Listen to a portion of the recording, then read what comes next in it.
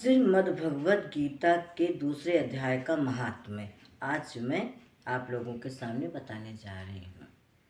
श्री भगवान कहते हैं, लक्ष्मी, प्रथम अध्याय के महात्म्य का उत्तम उपाख्यान मैंने तुम्हें सुना दिया। अब अन्य अध्यायों के महात्म्य श्रवण करो। दक्षिण दिशा में वेदवेत्ता ब्राह्मणों के पुरंदरपुर नामक नगर में श्रीमान देव शर्मा नामक एक विद्वान रहते थे। वे अतिथियों के पूजक, स्वाध्यायशील, वेद शास्त्रों के विशेषज्ञ थे, यज्ञ का अनुष्ठान करने वाले और तपस्वियों के सदा ही प्रिय थे। उन्होंने उत्तम द्रव्यों के द्वारा अग्नि में हवन करके दीर्घ काल तक देवताओं को तृप्त किया,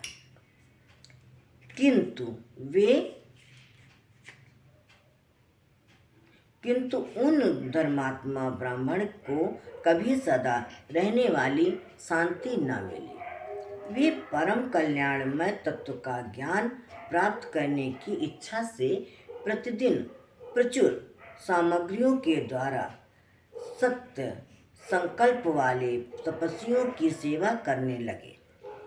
इस प्रकार शुभ आचरण करते हुए उन्हें बहुत दिन बीत गया। तदनंतर एक दिन पृथ्वी पर उनके समक्ष एक त्यागी महात्मा प्रकट हुए। वे पूर्ण अनुभवी आकार रहित नासिका के अग्रभाग पर दृष्टि रखने वाले तथा शांत चित्त थे। वे निरंतर परमात्मा के चिंतन में संलग्न हो वे सदा आनंद विभोर रहते थे। देव शर्मा ने उन नित्य संतुष्ट तपस्वी को शुद्ध भाव से प्रणाम किया और पूछा, महात्मन, मुझे शांतिमयी स्थिति कैसे प्राप्त होगी? तब उन आत्मज्ञानी संत ने देव शर्मा को सौपुर ग्राम के निवासी मित्रवान का, जो बकरियों का चरवाहा था, परिचय दिया और कहा, वही तुम्हें उपदेश देगा, तुम उसके पास चले जाओ। यह सुनकर देव शर्मा ने महात्मा के चरणों की वंदना की और इस समृद्धिशाली सौपुर ग्राम में पहुंचकर उसके उत्तर भाग में एक विशाल वन देखा। उस वन में नदी के किनारे एक शिला पर मित्रवान बैठा था। उसके नेत्र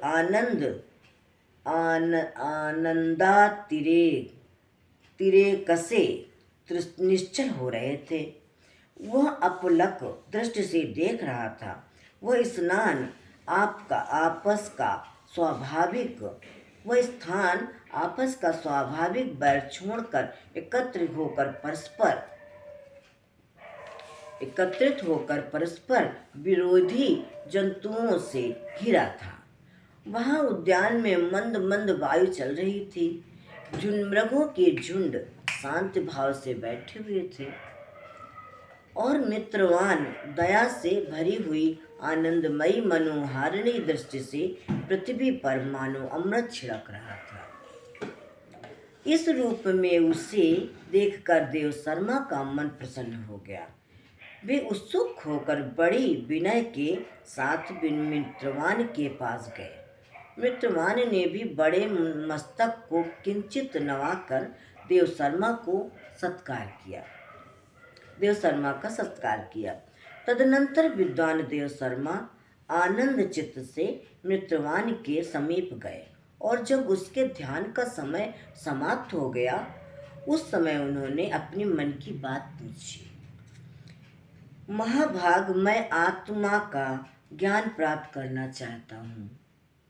मेरे इस मनोरथ की पूर्ति के लिए मुझे किसी ऐसे उपाय का उपदेश कीजिए जिसके द्वारा सिद्धि प्राप्त हो चुकी हो। देव शर्मा की बात सुनकर मित्रवान ने एक क्षण तक कुछ विचार किया।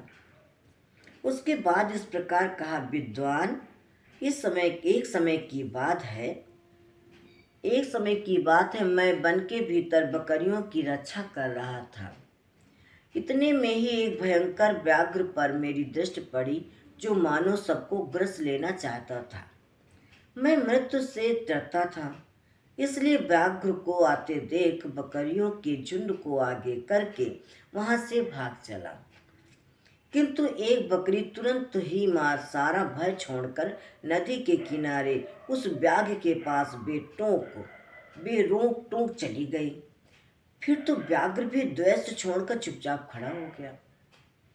उसे इस अवस्था में देखकर बकरी बोली, व्याघ्र, तुम्हें तो अभीष्ट भोजन प्राप्त हुआ है, मेरे शरीर से मांस प्रेम पूर्वक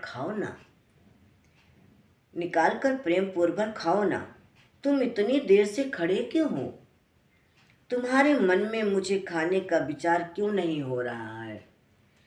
व्याघ्र बोला, बकरी, इस स्थान पर आते ही मेरे मन से द्वेष का भाव निकल जाता है। भूख प्यास भी मिट गई, इसलिए पास आने पर भी अब मैं तुझे खाना नहीं चाहता। व्याघ्र के यूं करने पर बकरी बोली, ना जाने मैं कैसे निर्भय हो गई हूँ। इसमें क्या कारण हो सकता है? यदि तुम जानते हो तो बताओ। ये सुनकर व्याघ्र ने कहा, मैं भी नहीं जानता। चलो सामने खड़े हुए इन महापुरुषों से पूछें। ऐसा निश्चय करके वे दोनों वहां से चल दिए। उन दोनों के स्वभाव में यह विचित्र परिवर्तन देखकर मैं बहुत विस्मय में पड़ा था। इतने में ही उन्होंने मुझसे ही आकर प्रश्न किया। महावृक्ष की शाखा पर एक वानर राज था। उन दोनों के साथ मैंने भी वानर राज से पूछा। विप्रवर, मेरे पूछने पर वानर राज ने आनंद पूर्वक कहा, आजा पाल सुनो।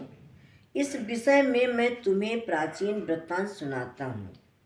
ये सामने वन के भीतर जो बहुत बड़ा मंदिर है, उसकी ओर देखो।